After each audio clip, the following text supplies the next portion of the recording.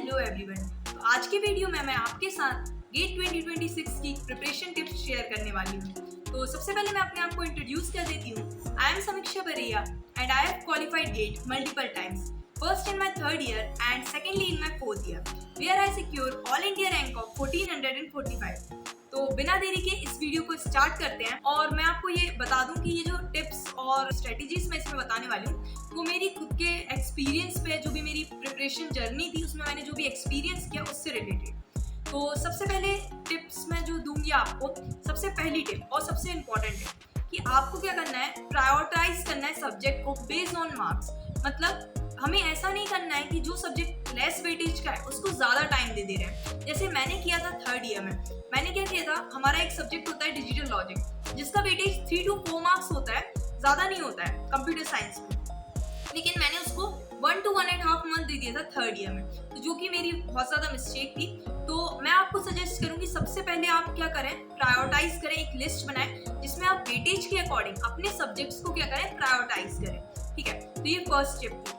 अब second tip क्या है कि हम जब प्रिपेयर करते हैं ना, तो गेट एक ऐसा सब्जेक्ट, मतलब गेट एक ऐसा एग्जाम है जिसमें क्या होता है कि मल्टीपल सब्जेक्ट्स रहते हैं, मतलब 2 to 3 या 4 सब्जेक्ट्स नहीं रहते हैं, हमारे पास करने को 12 to 13 सब्जेक्ट्स होते हैं। तो इसमें क्या होता है, बच्चे कंफ्यूज, मतलब बच्चे बहुत ज़्यादा फंबल करते हैं और सोचते हैं यार मेरे इतने सारे सब्जेक्ट हैं, अभी ये कर लूँ, ऐसे वो मल्टीपल सब्जेक्ट्स पे बहुत जल्दी जंप करते हैं। तो हमें ये चीज़ अवॉइड करनी है। तो इसके लिए मैं आपको ये सजेस्ट करूँगी कि आप 2 to 3 सब्जेक्ट्स का बंच बनाएं और उनको प्रिपेयर करें। 2 या 3 सब्जेक्ट्स आपको क्यों बोल रही हूँ, क्योंकि अगर हम एक सब्जेक्ट को लेके चलते हैं कि हमने एक सब्जेक्ट सिलेक्ट किया और हम क्या करेंगे, उसको पूरे को कंप्लीट करेंगे, फिर हम नेक्स्ट सब्जेक्ट को पिक करेंगे।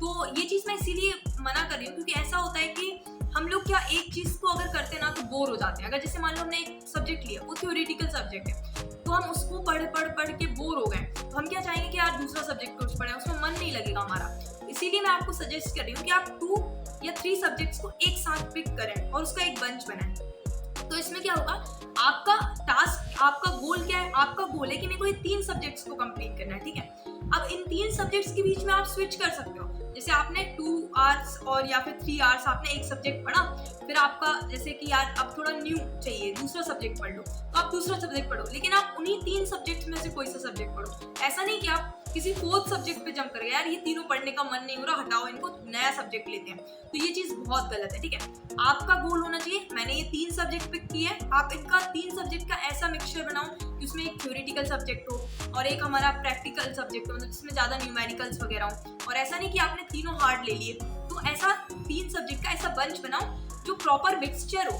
हार्ड का, इजी का और थ्योरेटिकल का और आपका प्रैक्टिकल का, मतलब जो न्यूमेरिकल क्वेश्चंस रहते हैं उनका। तो इससे क्या होगा कि आप डिफरेंट रहेंगे तो आप बोर भी नहीं होंगे और आपको प्रिपरेशन में मजा भी आएगा।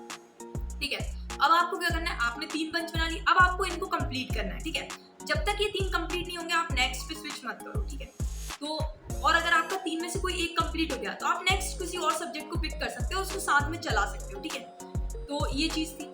अब थर्ड टिप ये है कि हम क्या करते हैं, मल्टीपल रिसोर्सेज। अब हमें पता है कि इतनी सारी रिसोर्सेज अवेलेबल है, इतना सारा कंटेंट अवेलेबल है हमारे पास, बहुत सारा फ्रीली अवेलेबल है। तो हम क्या होते हैं, हम सोचते हैं यार कि हमने कहीं कुछ मिस तो नहीं कर दिया, तो हम दूसरी रिसोर्स से पढ़ने लगते हैं। तो ये चीज़ बिल्कुल अवॉइड करनी है क्योंकि इतना टाइम नहीं है हमारे पास कि हम मतलब बहुत ज़्यादा रिसोर्सेज से पढ़ें। ठीक है, तो मैं आपको सजेस्ट करूँगी स्टिक टू 1 रिसोर्स। ठीक है, एक रिसोर्स से स्ट्रिक्ट रहें, उसी को फॉलो करें, अच्छे से फॉलो करें।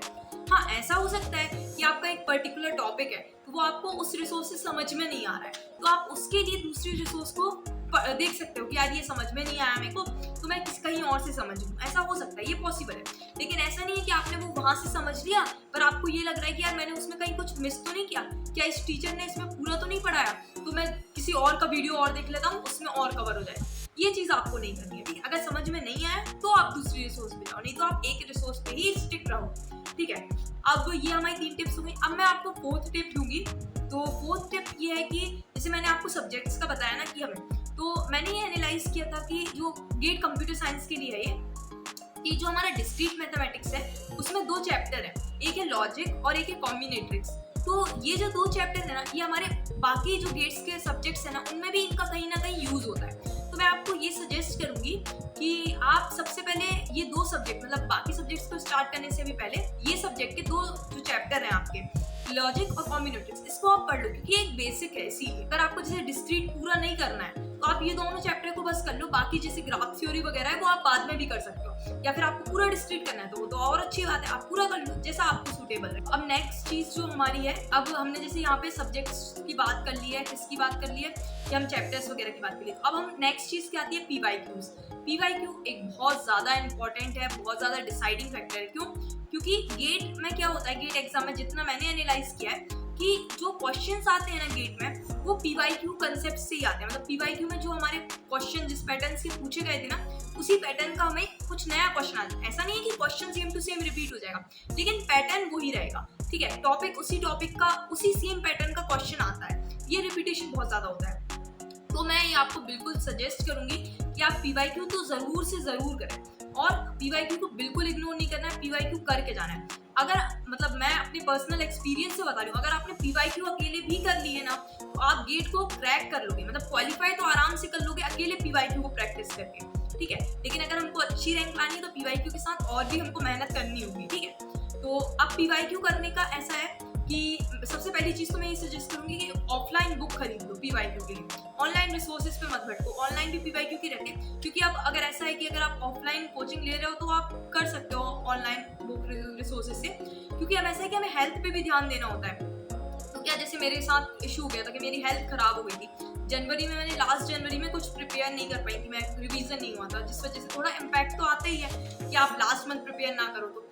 ठीक है, तो हेल्थ को भी हमें बहुत ज़्यादा अच्छे से ध्यान रखना है हेल्थ का। ठीक है, तो इसीलिए ऐसा है कि अगर आप ऑनलाइन क्लासेस भी ले रहे हो, ऑनलाइन क्लासेस ले रहे हो, और अगर आप क्वेश्चंस भी ऑनलाइन से करोगे तो उससे इम्पैक्ट होता है कि आप पूरे टाइम स्क्रीन टाइम आपका इंक्रीज हो रहा है। तो मैं सजेस्ट करूंगी कि आप एक ऑफलाइन बुक परचेस करो पीवाईक्यू की, और पीवाईक्यू को लगाना चालू करो।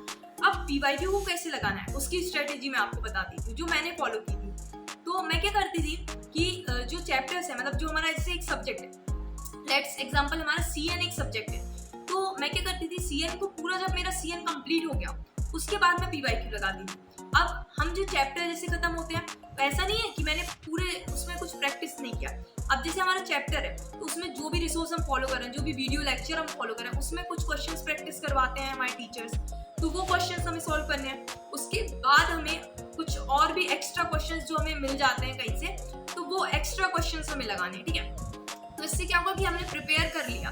अब इसके बाद हम क्या करेंगे, उन क्वेश्चंस को सॉल्व करेंगे किसको, जब हमारा पूरा सब्जेक्ट खत्म हो गया है उसके बाद हमने पीवाईक्यू लगाना स्टार्ट किया।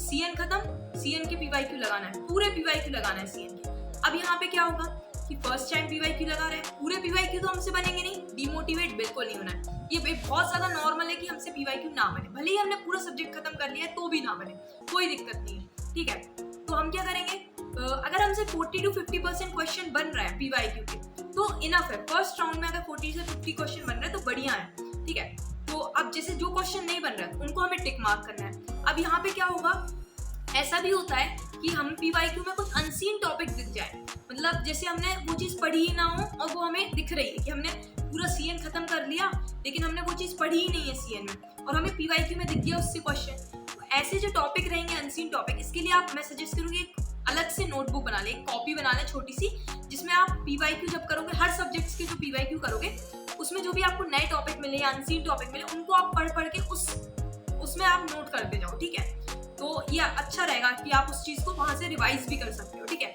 तो इससे आपके नोट्स भी क्लियर रहेंगे और मैसी भी नहीं होंगे। और अब आपने यहाँ पे क्या किया है, टिक किया है जो क्वेश्चन आपसे नहीं बने हैं। ठीक है, अब हमें ऐसा नहीं करना है, लोग बोलते हैं ना कि 2 to 3 टाइम्स हम पीवाईक्यू सॉल्व किए। ठीक है, तो अब इतना टाइम नहीं है, हम जुलाई में है, अब हम ऐसा नहीं है कि हम 3-4 बार पीवाईक्यू को सॉल्व करें पूरे, तो वो चीज़ गलत है, वो स्ट्रेटेजीज मत फॉलो करो। आप क्या करो, आपने फर्स्ट टाइम में की, अब जो क्वेश्चन आपसे बन गए, मतलब वो तो ईजी थे, वो आपसे बन गए फर्स्ट टाइम में।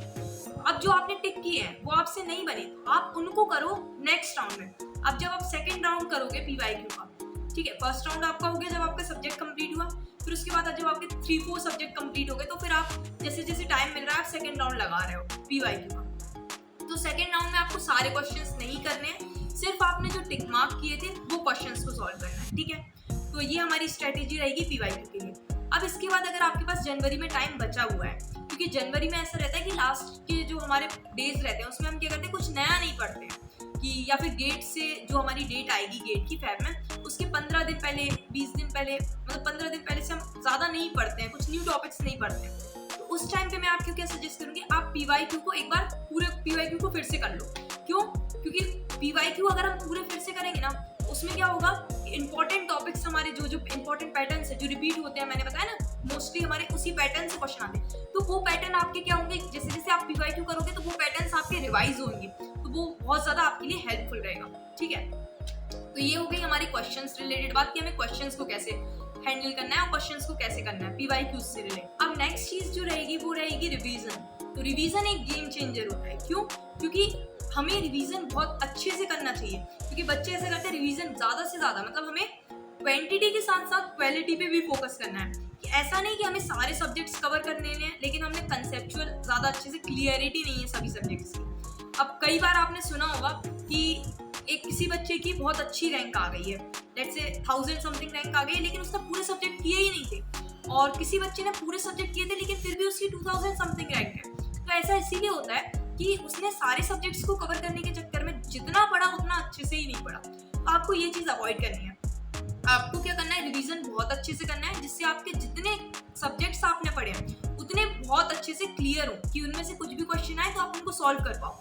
क्योंकि जब हम एग्जाम देने बैठते हैं तो वहाँ पे हमारे फियर रहता है, एंजाइटी रहती है, अलग अलग हमारे पास इमोशन रहते हैं, तो वहाँ पे हमें टेंशन भी होती है। तो वहाँ पे क्या हमारा माइंड कभी कभी उस तरीके से वर्क नहीं करता। अगर हमारा रिवीजन रहेगा ना तो हमारे माइंड को ज़्यादा सोचना नहीं पड़ेगा, जैसे ही वो पैटर्न को देखेगा वो तुरंत क्लिक करेगा उसके दिमाग में और वो चीज़ बता पाएगा। तो रिवीजन यहाँ पे हमारे लिए बहुत ज़्यादा बेनिफिशियल होता है। तो मैं आपको सजेस्ट करूँगी आप रिवीजन बिल्कुल बहुत अच्छे से करें और मल्टीपल टाइम्स रिवीजन करें। ठीक है, और ऐसा होता है कि लोग बोलते हैं कि मैंने तो सिर्फ 4 घंटे पढ़ा, जुलाई से प्रिपरेशन स्टार्ट की थी, 4 घंटे में हो गया मेरा, इतनी रैंक आ गई। ऐसा नहीं होता है। ठीक है, क्योंकि इतने सादा सब्जेक्ट ये रियलिस्टिक नहीं है कि आपने 4 घंटे पढ़ा, जुलाई से प्रिपरेशन स्टार्ट की और आपकी रैंक अंडर 500 आ जाए, तो ये चीज़ें नहीं है। तो आप थोड़ा खुद से भी रियलिस्टिक सोचो, ऐसे फेक जो भी चीज़ें उन चीज़ों पे मत जाओ। और बहुत सारी जो ऑर्गेनाइजेशन है वो भी अभी अभी बैचेस वगैरह लॉन्च करेंगे, बहुत सारे वो अभी तक बैचेस लॉन्च करेंगे, जब बिल्कुल एंड तक भी वो उनके बैचेस आते रहते हैं कि ये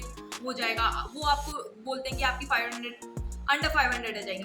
तो ऐसा थोड़ी ना है। बच्चे जो जनवरी से प्रिपेयर करना स्टार्ट कर देते हैं, मतलब जो प्रीवियस जनवरी, जैसे 2026 में अटेम्प्ट करना है तो बच्चे स्टार्ट कर देते हैं अप्रैल से, जनवरी से प्रिपेयर करना 2025 की, 2026 के लिए प्रिपेयर करना है। ठीक है, तो ऐसा अगर आप अगस्त वगैरह से प्रिपेयर करना स्टार्ट कर रहे हो तो आपके ऑलमोस्ट 50 to 60 मार्क्स आ सकते हैं, ये पॉसिबल है।